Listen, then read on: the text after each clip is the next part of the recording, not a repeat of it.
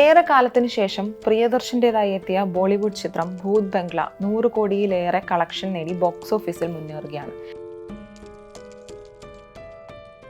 ഇതുവരെ കണ്ടുശീലിച്ച പ്രേത സിനിമകളുടെ അതേ ഫോർമുലയിൽ ഒരുക്കിയതാണെങ്കിൽ പോലും പടം ബോളിവുഡ് പ്രേക്ഷകരെ എന്റർടൈൻ ചെയ്യിക്കുന്നുണ്ടാവാം. പക്ഷേ ഇങ്ങ് കേരളത്തിൽ ട്രോൾ മഴയാണ്.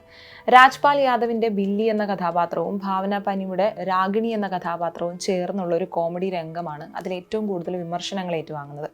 2013 പ്രിയദർശൻ തന്നെ ഗീതാഞ്ജലി എന്ന മോഹൻലാൽ ചിത്രത്തിൽ പ്രയോഗിച്ച് ഇവിടെ ഏൽക്കാതെ പോയ അതേ രംഗവും തമാശയുമാണ് 13 വർഷത്തിന് ശേഷം അതിർത്തിക്കപ്പുറം രൂപം മാറ്റി ആവർത്തിച്ചിരിക്കുന്നത്.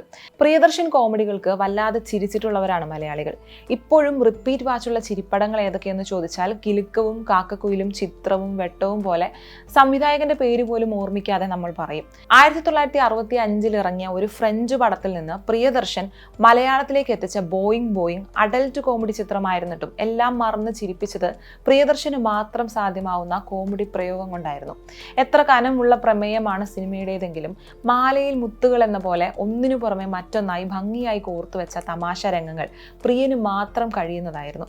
മലയാളി സിനിമാ പ്രേക്ഷകർക്ക് മുൻപിൽ അത്ര ലെഗസി ഉള്ള ഒരു സംവിധായകൻ അന്യഭാഷാ ചിത്രത്തിലെ കോമഡിക്ക് വിമർശിക്കപ്പെടുന്നു എന്നത് അത്ര സുഖമുള്ളൊരു കാര്യമല്ല. എല്ലാ കാലത്തും ചിരിപ്പിക്കാൻ തന്നെയാണ് ഏറ്റവും ബുദ്ധിമുട്ട്. ഏറ്റവും വേഗത്തിൽ പഴകുന്നതും തമാശയാണ്. അത്ര ബുദ്ധിമുട്ടേറിയ ജോണറിൽ നിന്ന് മലയാളവും ഹിന്ദിയും ഉൾപ്പെടെയുള്ള ഇൻഡസ്ട്രികളിൽ ബ്രാൻഡായി മാറാനാവുക എന്നത് നിസ്സാര കാര്യവുമല്ല. മികച്ച ഹാസ്യ ചിത്രങ്ങളാണ് തനിക്ക് മലയാളത്തിലും ബോളിവുഡിലും പ്രശസ്തി നേടിത്തന്നതെന്ന് അദ്ദേഹം തന്നെ ഒരിക്കൽ പറഞ്ഞിട്ടുണ്ട്. പക്ഷേ യഥാർത്ഥത്തിൽ പ്രിയദർശന് ചെയ്യാൻ ഇഷ്ടം തീവ്രവും ഗൗരവമുള്ളതുമായ പ്രമേയങ്ങൾ കൈകാര്യം ചെയ്യുന്ന ചിത്രങ്ങളായിരുന്നു. കാലാപാനി, കാഞ്ചീവരം തുടങ്ങിയ ഗൗരവമേറിയ ചിത്രങ്ങൾ എടുത്തപ്പോഴാണ് ഒരു സംവിധായകൻ എന്ന നിലയിൽ തനിക്ക് കൂടുതൽ അംഗീകാരം ലഭിച്ചതെന്നും ഹാസ്യ സിനിമകൾ ചെയ്യുന്നവരെ സമൂഹം കോമാളികളെ പോലെയാണ് കാണുന്നതെന്നുമുള്ള തിരിച്ചറിവിലായിരുന്നു അദ്ദേഹം കോമഡി ചിത്രങ്ങളോടുള്ള അദ്ദേഹത്തിന്റെ ഇഷ്ടക്കുറവ് വെളിപ്പെടുത്തിയിരുന്നത്. കോമഡി സിനിമകളോടും കോമഡി താരങ്ങളോടും ഇൻഡസ്ട്രിക്കുള്ള സമീപനം സമാനമാണെന്ന് മുൻപും പല ഹാസ്യതാരങ്ങളും തുറന്നു പറഞ്ഞിട്ടുള്ളതാണ്.